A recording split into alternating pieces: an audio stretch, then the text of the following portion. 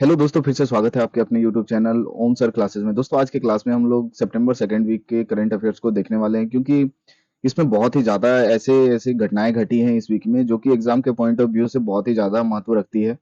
दोस्तों तो कोई भी क्वेश्चन को स्किप मत कीजिएगा, क्योंकि जो भी क्वेश्चन इस क्लास में होगी वो आपके आने वाले एग्जामिनेशन में 80% चांसेस है कि देखने को मिले, क्योंकि बहुत ही ज्यादा घटना घटी है इसमें। ठीक है, जैसे मिसाइल्स हो गए, अपने वाइस प्रेसिडेंट का जो चेंज हुआ है वो हुआ है, और भी बहुत सारे ऐसे घटना घटे हैं जो कि हम लोग देखने वाले हैं। दोस्तों वीडियो के अंत में आप लोगों को टेलीग्राम में इसका पीडीएफ भी दे दिया जाएगा, जिससे क्या होगा कि आप लोग का रिवाइज भी हो जाए। ठीक है, तो चलिए स्टार्ट करते हैं। दोस्तों स्टार्ट करने से पहले यदि आप लोग चैनल को सब्सक्राइब नहीं किए हैं तो प्लीज सब्सक्राइब कर लीजिएगा और अपने दोस्तों के साथ शेयर जरूर कीजिएगा। ठीक है, तो चलिए स्टार्ट करते हैं। दोस्तों आज का जो पहला क्वेश्चन है, इजराइल ने ओफिक 90 उपग्रह का प्रक्षेपण किस रॉकेट से किया है? दोस्तों हाल ही में इजराइल ने एक रॉकेट का प्रक्षेपण किया है जिसका नाम है ओफिक 19। ठीक है, तो किस रॉकेट से इसका प्रक्षेपण किया है? तो याद रखिएगा सावित की, जो सावित है उससे ओफिक 90 उपग्रह का प्रक्षेपण किया गया है। ठीक है, इसके बारे में जानते हैं। दोस्तों यह उपग्रह सिंथेटिक एपरेचर रडार तकनीक से लैस है। दोस्तों क्या है ये?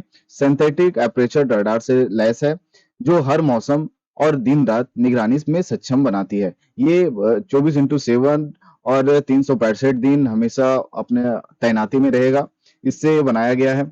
इस सावित रॉकेट से पामाखिम एयरबेस से प्रक्षेपित किया गया है। ठीक है, याद रखिएगा। इसे कहां से? तो पामाखिम एयरबेस से प्रक्षेपित किया गया है। ठीक है, उपग्रह का संचालन इजरायल रक्षा बल, जो ये इसका जो संचालन होगा वो ऑपरेट करेगा, वो कहां से? तो इजरायल रक्षा बल की यूनिट 9900 द्वारा किया जाएगा। ठीक है, याद रखिएगा। दोस्तों नेक्स्ट क्वेश्चन है, इमिग्रेशन एंड फॉरेनर्स ऑर्डर 2025 किस मंत्रालय द्वारा जारी किया गया है? क्या बोल रहा है? इमिग्रेशन और फॉरेनर्स ऑर्डर जो है 2025 किस मंत्रालय द्वारा जारी किया गया है? तो यह गृह मंत्रालय द्वारा हाल ही में जारी किया गया है। दोस्तों इसके बारे में जानते हैं। गृह मंत्रालय ने इमिग्रेशन एंड फॉरेनर्स ऑर्डर 2025 जारी किया है, जो कि 1964 में फॉरेनर्स ऑर्डर को प्रस्तावित किया। दोस्तों 1964 में भी एक ऑर्डर निकला था जिसमें इस लॉ के बारे में बताया गया था। उसको ओवरलेप करके होम मिनिस्टर यानी गृह मंत्रालय ने ये ऑर्डर फिर से जारी किया है 2025 में। ठीक है, तो याद रखिएगा। नेक्स्ट क्वेश्चन है, वांगचू जल विद्युत परियोजना किस नदी पर आधारित है? जो वांगचू जल विद्युत परियोजना है वो किस नदी पर आधारित है? तो वांगचू नदी पे। ये दोस्तों याद रखिएगा, वांगचू जल विद्युत परियोजना वांगचू नदी। ठीक है, ये सिमिलर है दोनों। ठीक है, इसके बारे में जानते हैं। दोस्तों अडानी समूह, जो अडानी समूह है और भूटान की दुर्ग ग्रीन पावर कॉर्पोरेशन है डीजीपीसी ने 570 मेगावाट वांगचू विद्युत जल जो परियोजना है को विकास के लिए समझौता पर हस्ताक्षर किया है। ठीक है, दोस्तों ये हस्ताक्षर किसने कौन कौन किया है? तो अडानी समूह और भूटान के दुर्ग ग्रीन पावर कॉर्पोरेशन द्वारा ये दोनों का आपसी हस्ताक्षर किया हुआ है। ये दोनों का एग्रीमेंट हुआ है कि 570 मेगावाट ये वांगचू नदी पे एक जल विद्युत परियोजना का विकास करें। ठीक है, तो याद रखिएगा। परियोजना भूटान के चूका जिले में वांगचू नदी पर स्थापित की जाएगी। ये जो वांगचू नदी कहाँ पे? तो चूखा जिले में है। ठीक है, जो ब्रह्मपुत्र की एक सहायक नदी है। ठीक है, ब्रह्मपुत्र की जो सहायक नदी है वहां पे ये स्थापित किया जा रहा है। दोस्तों यह परियोजना बूट मॉडल पर विकसित किया गया है। दोस्तों यह परियोजना जो है बूट मॉडल पे विकसित किया गया है। बूट का तात्पर्य क्या है? तो बी यानी कि build, on, operate and transfer.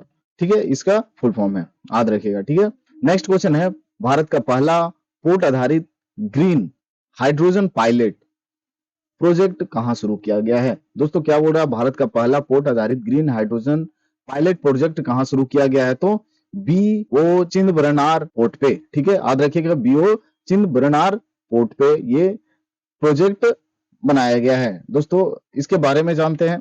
Bharat का पहला पोर्ट आधारित ग्रीन हाइड्रोजन प्रोजेक्ट तमिलनाडु के बीओ चिदम्बरनार जो यानी कि बीओसी पोर्ट तुतिकोरिन में शुरू किया गया है। ग्रीन हाइड्रोजन के साथ एक ग्रीन मैथनॉल बंकरिंग और रिफ्यूलिंग सुविधा भी इसमें विकसित की गई है। दोस्तों इसमें क्या है? 1.04 मेगावाट रूफटॉप और ऊर्जा क्षमता स्थापित की गई है, जो कि भारतीय बंदरगाहों में सबसे अधिक है। ठीक है, जो बीओसी पोर्ट में ग्रीन मोबिलिटी पहल के लिए एनटीपीसी के साथ समझौता ज्ञापन पे भी हस्ताक्षर किया गया है। ठीक है, याद रखिएगा। नेक्स्ट क्वेश्चन है, भारत की पहली हाइड्रोजन चलित ट्रेन किस कारखाने से विकसित की गई? दोस्तों हाल ही में क्या किया गया? हाइड्रोजन से चलने वाला ट्रेन किस कारखाना में विकसित किया गया भारत का पहला? तो इसका सही आंसर क्या हो जाएगा? Integral coach factory. Integral coach factory में ये विकसित किया गया है, जो कि कहाँ पे है?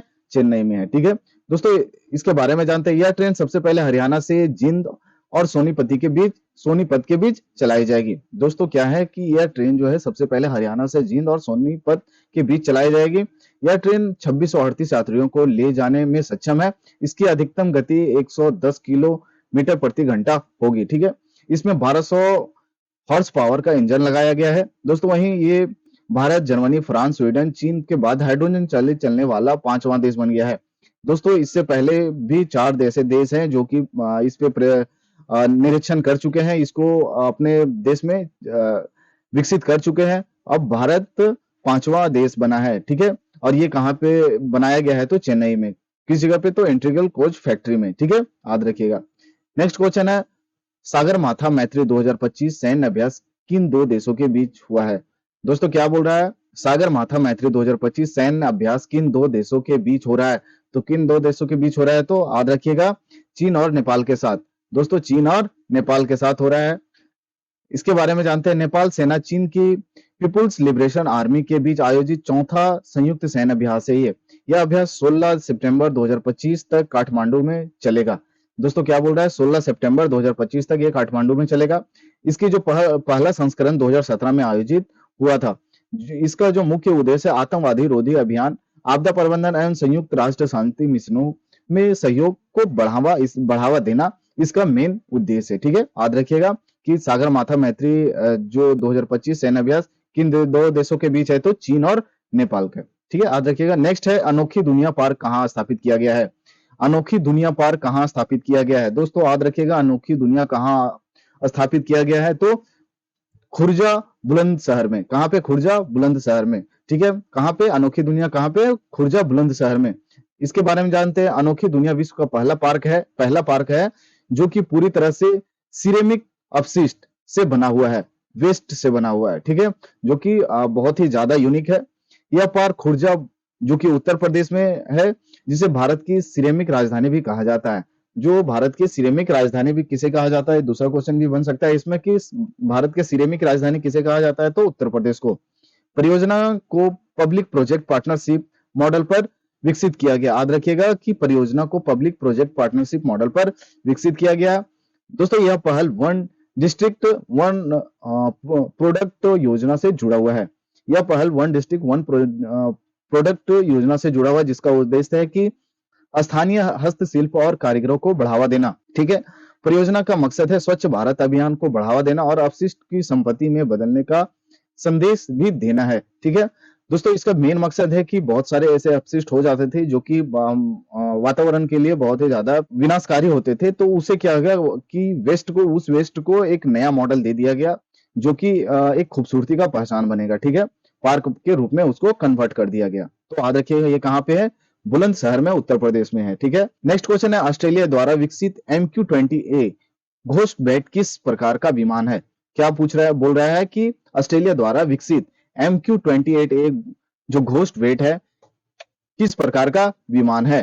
तो किस प्रकार का विमान है दोस्तों? तो मानव रहित ड्रोन है। ये क्या है? मानव रहित ड्रोन है। इसके बारे में जानते हैं। MQ-28 ये घोस्ट बैट पिछले 50 वर्षों में ऑस्ट्रेलिया द्वारा डिजाइन और निर्मित पहला प्रमुख युद्ध विमान है। ये 50 साल से प्रक्षेपित किया जा रहा था। यह परियोजना का उद्देश्य उत्पादन बोइंग और ऑस्ट्रेलियाई सरकार की साझेदारी में किया जा रहा है। ठीक है, याद रखिएगा। यह ड्रोन लगभग 38 फुट लंबा और इसे रोबोट विंगमैन के रूप में डिजाइन किया गया है। ठीक है, इसके बारे में और भी बहुत सारी जानकारियां उसको आप लोग नोट डाउन कर लीजिएगा। ठीक है, नेक्स्ट क्वेश्चन है, जापात 2025 सैन्य अभ्यास कहाँ आयोजित किया जा रहा है? दोस्तों क्या बोल रहा है? जापात 2025 सैन्य अभ्यास कहाँ आयोजित किया जा रहा है? तो रूस की मुलिनो प्रशिक्षण मैदान में, मुलिनो प्रशिक्षण मैदान में किया जा रहा है इसका जो अभ्यास है वो। ठीक है, इसके बारे में जानते हैं। यह अभ्यास 10 से 16 सितंबर 2025 तक रूस के मुलिनो ट्रेनिंग ग्राउंड में होगा। इसमें भारत, ईरान, चीन सहित 20 से अधिक देश भी शामिल होंगे। इसमें क्या होगा कि भारत सहित अनेक देश भी इसमें शामिल होने वाले संभावना है 20 देशों का। ठीक है, भारत ने इसमें 65 सदस्यीय दल भेजा है, जिसमें 57 थल सेना है, 7 वायुसेना, 1 नौसेना जवान भी शामिल होंगे इसमें।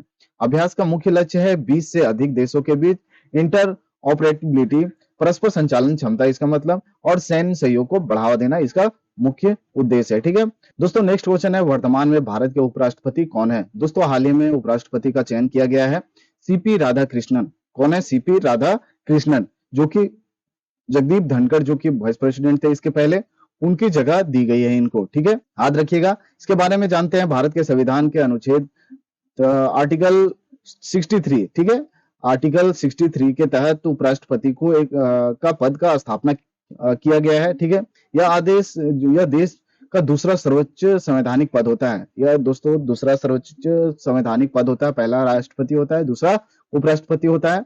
ठीक है, उपराष्ट्रपति राज्य सभा का पदेन सभापति होता है, यानी कि सेक्रेटरी होता है, प्रमुख होता है। ठीक है, और सदन की कार्यवाही को संचालित करता है। ठीक है, जगदीप धनखड़ ने 2025 में स्वस्थ कारणों से इस्तीफा दे दिया था। स्वास्थ्य कारणों से यह इस्तीफा दे दिया था। ठीक है, 2025 में सीपी राधाकृष्णन भारत के उपराष्ट्रपति बने और एनडीए के प्रतिनिधित्व करते थे। दोस्तों इसका जो एनडीए से बहुत पहले से ही जुड़े हुए थे। ठीक है, याद रखिएगा। नेक्स्ट क्वेश्चन है, भारत की पहली स्वदेशी मल्टी स्टेज मलेरिया वैक्सीन का नाम क्या है? दोस्तों जो भारत की जो पहली स्वदेशी मतलब खुद अपने देश में बनाए हुए मल्टी स्टेज मलेरिया वैक्सीन का नाम क्या है? तो इसका नाम है, क्या नाम है दोस्तों? तो एडफाल्सी वैक्स नाम है इसका। ठीक है, यह वैक्सीन विशेष रूप से प्लास्मोडियम फॉल्सीप्रम परजीवी को रोकने के लिए बनाई गई है, जो कि सबसे गंभीर मलेरिया का कारण बनता है। इस तकनीक का विकास जो आईसीएमआर यानी कि regional medical research centre Bhubaneswar द्वारा विकसित किया गया है। भारत की लगभग 95% आबादी मलेरिया प्रभावित क्षेत्रों में रहती है। भारत की जो लगभग 95% आबादी है वो मलेरिया प्रभावित क्षेत्रों में रहती है। दोस्तों इस वैक्सीन का सबसे बड़ी विशेषता यह है कि यह कमरे के तापमान पर 9 महीने से अधिक स्थिर रहती है, जिससे ठंडी श्रृंखला की आवश्यकता कम हो जाती है। ठीक है, याद रखिएगा। हाल ही में यूपीए इंटीग्रेशन प्रोजेक्ट किसने लॉन्च किया है? दोस्तों क्या बोल रहा है, हाल ही में यूपीयू इंटीग्रेशन प्रोजेक्ट किसने लॉन्च किया है? तो किसने लॉन्च किया है? तो संचार मंत्री ज्योतिरादित्य एम सिंधिया ने किया है। ठीक है, इसके बारे में जानते हैं, यह पहला सीमा पार भुगतान की लागत और समय को कम करके प्रवासी परिवारों को लाभ पहुंचाएगी। ठीक है, केंद्रीय संचार मंत्री जो है ज्योतिरादित्य एम सिंधिया ने इसे दुबई में आयोजित 28वें यूनिवर्सल पोस्टल कांग्रेस में लॉन्च किया है। ठीक है, यह प्रोजेक्ट भारत का डाक विभाग, एनपीसीआईएल इंटरनेशनल पेमेंट लिमिटेड और यूनिवर्सल पोस्टल यूनियन यूपीयू के सहयोग से शुरू किया गया है। ठीक है, तो याद रखिएगा कि यूपीए इंटीग्रेशन प्रोजेक्ट किसके द्वारा लॉन्च किया गया है? तो संचार मंत्री ज्योतिरादित्य एम सिंधिया के द्वारा लॉन्च किया गया है। ठीक है, नेक्स्ट है 2025 में भारत ने किस संगठन के साथ व्यापार और आर्थिक साझेदारी समझौता पर हस्ताक्षर किया है? क्या बोल रहा है, 2025 में भारत ने किस संगठन के साथ व्यापार और आर्थिक साझेदारी समझौता पर हस्ताक्षर किया है? तो यूरोपियन मुक्त व्यापार संघ इफ्टा जो है उसके साथ हस्ताक्षर किया गया है। इसके बारे में जानते हैं, यह भारत के विकसित यूरोपियन अर्थव्यवस्था के साथ पहला व्यापक व्यापार समझौता है। यूरोपियन मुक्त व्यापार संघ में स्विट्जरलैंड, नॉर्वे, आइसलैंड और लिक्टेनहाइडन शामिल है। समझौता के तहत 15 वर्षों में 100 अरब डॉलर का निवेश है और 10 लाख रोजगार की संभावना इसमें है। ठीक है, समझौता में फार्मा, इंजीनियरिंग, स्वास्थ्य विज्ञान, नवीकरणीय ऊर्जा और नई तकनीकों में सहयोग को बढ़ावा देना इसका इस समझौता में रखा गया है उद्देश्य। ठीक है, नेक्स्ट क्वेश्चन है, भारत सरकार के किस मंत्रालय ने आदि संस्कृति प्लेटफॉर्म लॉन्च किया है? भारत सरकार ने हाल ही में भारत सरकार के किस मंत्रालय ने सांस्कृतिक प्लेटफॉर्म आदि शक्ति सांस्कृतिक प्लेटफॉर्म लॉन्च किया है? तो किसने लॉन्च किया है दोस्तों? तो जनजातीय कार्य मंत्रालय द्वारा। किसने? जनजातीय कार्य मंत्रालय द्वारा आदि सांस्कृतिक प्लेटफॉर्म लॉन्च किया है। ठीक है, इसके बारे में जानते हैं, सितंबर 2025 में नई दिल्ली में भारत मंडपम और जनजातीय कार्य मंत्रालय ने लॉन्च किया है। यह इस जनजातीय संस्कृति को समर्पित दुनिया का पहला डिजिटल विश्वविद्यालय माना गया है। आदि विश्वविद्यालय में नृत्य, संगीत, चित्रकला, हस्तकला और लोक कथाओं पर 45 डिजिटल कोर्स है इसमें। ठीक है, यह पहल विकसित भारत 2047 की दृष्टि के अनुरूप है। ठीक है, याद रखिएगा। नेक्स्ट है, भारत का पहला विदेशी अटल इनोवेशन सेंटर कहाँ स्थापित किया गया है? भारत का जो पहला विदेशी अटल इनोवेशन सेंटर कहाँ स्थापित किया गया है? तो दोस्तों ये अबू धाबी में स्थापित किया गया। कहाँ पे? अबू धाबी में। ठीक है, इसके बारे में जानते हैं। सितंबर 2025 में आईआईटी दिल्ली अबू धाबी परिसर में भारत का पहला विदेशी अटल इनोवेशन सेंटर खोला गया है। केंद्रीय शिक्षा मंत्री जो धर्मेंद्र प्रधान है, यूएई यात्रा के दौरान इस केंद्र का उद्घाटन किया है। धर्मेंद्र प्रधान ने यूएई में Abu Dhabi department of education and knowledge की चेयरपर्सन सारा मुसल्लम के साथ शैक्षणिक सहयोग पर चर्चा किया था इस पे, ठीक है। एआईसी अबू धाबी केंद्र में 2 शैक्षणिक कार्यक्रम शुरू किया गया है, जिसमें 1 पीएचडी, दूसरा बीटेक वाले जो लोग हैं उसके साथ ये हुआ है, ठीक है, याद रखिएगा। नेक्स्ट है, हाल ही में पुणे के किस संस्थान ने पश्चिमी घाट में काले एस्प्रिगल्स की 2 नई प्रजाति की खोज की गई है? क्या बोल रहा है, हाल ही में पुणे के किस संस्थान ने पश्चिमी घाट में काले एस्प्रेजिगल्स की 2 नई प्रजाति की खोज की है? तो किसने किया है? मैकस अगरकर रिसर्च इंस्टीट्यूट। कौन? मैकस अगरकर रिसर्च इंस्टीट्यूट द्वारा ये प्रजाति की खोज की गई है। दोस्तों इसके बारे में जानते हैं। यह समूह साइट्रिक एसिड उत्पादन, खाद्य किण्वन और कृषि में महत्वपूर्ण भूमिका निभाता है। खोजी गई 2 प्रजातियों का नाम एस्प्रिगल्स टाके फ्लाइकरी और ए पेट्रीसियलवी सिटियारी है। क्या है? टाके फाइलकरी और ए पेट्रीसिया विल्टसारी है, याद रखिएगा। नेक्स्ट क्वेश्चन है, नेवर अलोन कार्यक्रम किस वर्ष लॉन्च किया गया था? नेवर अलोन किस वर्ष लॉन्च किया गया था? तो याद रखिएगा ये 2025 में लॉन्च किया गया था। कब? 2025 में। नेवर अलोन कार्यक्रम AIIMS नई दिल्ली द्वारा 2025 में लॉन्च किया गया। कार्यक्रम को विश्व आत्महत्या रोकथाम दिवस पर लॉन्च किया गया था। यह कार्यक्रम छात्रों के मानसिक स्वास्थ्य समस्या और आत्महत्या के जोखिम को कम करने के लिए केंद्रित था, ठीक है। AI आधारित ऐप जो व्हाट्सएप पर उपलब्ध है, जिससे छात्र आसानी से वर्चुअल और ऑफलाइन परामर्श प्राप्त कर सकते हैं। यह सेवा वर्तमान में AIIMS दिल्ली, AIIMS भुवनेश्वर और IHBS शाहदरा में उपलब्ध है, ठीक है, याद रखिएगा इसको। नेक्स्ट है, भारत जापान संयुक्त चंद्र मिशन का क्या नाम है? क्या बोल रहा है, भारत जापान संयुक्त चंद्र मिशन का क्या नाम है, जो चंद्रमा के दक्षिणी ध्रुव पर जल जैसे वाष्पशील पदार्थ का अध्ययन करेगा? तो क्या नाम है इसका दोस्तों? इसका नाम है चंद्रयान 5 लुपेकस। क्या नाम है? चंद्रयान 5 लुपेकस, ठीक है। इसके बारे में जानते हैं। यह मिशन भारत जो कि इसरो, जापान का जासा और संयुक्त का प्रयास है, ठीक है। याद रखिएगा कि भारत का जो इसरो है और जापान का जासा का संयुक्त प्रयास है, जो कि चंद्रयान 5 या लुपेक्स कहा गया है, ठीक है। मिशन का जो प्रमुख लक्ष्य है, चंद्रमा का दक्षिणी ध्रुव पर जाना है, जहां सूर्य की रोशनी नहीं पहुंचती और अस्थायी रूप से छायांकित क्षेत्र मौजूद है। ये मिशन का लक्ष्य है, ठीक है। रोवर और लैंडर पर ऐसी उपकरण होंगे जो कि पानी, हाइड्रोजन, ऑक्सीजन और अन्य वाष्पशील तत्वों का विश्लेषण करेगी, ठीक है। इसरो और जासा की तकनीक इंटरफेस मीटरिंग्स के माध्यम से मिशन के डिजाइन, उपकरण और संचालन की विस्तृत रूपरेखा तय किया गया है, ठीक है, याद रखिएगा। नेक्स्ट है, NIRF 2025 में किस संस्थान को सर्वश्रेष्ठ विश्वविद्यालय और सर्वश्रेष्ठ अनुसंधान संस्थान दोनों का दर्जा मिला है? NIRF 2025 में किस संस्थान को सर्वश्रेष्ठ विश्वविद्यालय और सर्वश्रेष्ठ अनुसंधान संस्थान दोनों का दर्जा मिला है? तो ये IISc बेंगलुरु को मिला है, ठीक है, IISc बेंगलुरु को मिला है। दोस्तों इसके बारे में जानते हैं। भारतीय विज्ञान संस्थान, ठीक है, Indian institute of science Bengaluru को NIRF 2025 में बेस्ट यूनिवर्सिटी और बेस्ट रिसर्च इंस्टीट्यूट दोनों श्रेणियों के में प्रथम स्थान मिला हुआ है। विश्वविद्यालय श्रेणी में इंडियन इंस्टीट्यूट ऑफ साइंस प्रथम और जवाहरलाल नेहरू विश्वविद्यालय दूसरा स्थान प्राप्त करने में सफल रहा है। रिसर्च कैटेगरी में IISc पहले स्थान पर था और जबकि दूसरे स्थान पे IIT मद्रास, तीसरे स्थान पे IIT दिल्ली और चौथे स्थान पे IIT मुंबई था, ठीक है, याद रखिएगा। नेक्स्ट क्वेश्चन है, प्रत्यूष मिशन का प्राथमिक उद्देश्य क्या है? दोस्तों जो प्रत्यूष मिशन का प्राथमिक उद्देश्य क्या है? तो प्रारंभिक ब्रह्मांड से हाइड्रोजन सिग्नल का अध्ययन करना। प्रारंभिक ब्रह्मांड से हाइड्रोजन सिग्नल का अध्ययन करना इसका प्राथमिक उद्देश्य है। दोस्तों प्रत्यूष का उद्देश्य क्या है? हाइड्रोजन की 21 सेंटीमीटर रेडियो तरंगों का पकड़ना है, ताकि ब्रह्मांड के प्रारंभिक दौर के रहस्यों को समझा जा सके, ठीक है। प्रत्यूष मिशन को चंद्रमा की फार साइड ऑर्बिट में स्थापित किया गया है। जो प्रत्यूष मिशन है वो चंद्रमा के फार साइड ऑर्बिट में स्थापित किया गया है। मिशन को लगभग 2 वर्षों तक लगातार डेटा इकट्ठा करने के लिए डिजाइन किया गया है, ताकि उच्च सटीकता और सिग्नल टू नाइट अनुपात प्राप्त किया जा सके। दोस्तों याद रखिएगा क्या, तो प्रत्यूष मिशन का प्राथमिक उद्देश्य क्या है? तो क्या है? प्रारंभिक जो ब्रह्मांड से हाइड्रोजन सिग्नल का अध्ययन करना है इसका। दोस्तों इसी के साथ आज का 20 जो क्वेश्चन जो कि बहुत ही ज्यादा इंपॉर्टेंट रखते हैं एग्जाम के पॉइंट ऑफ व्यू से, तो उसको हम लोगों ने कवर कर लिया है, बहुत ही ज्यादा इंपॉर्टेंट है।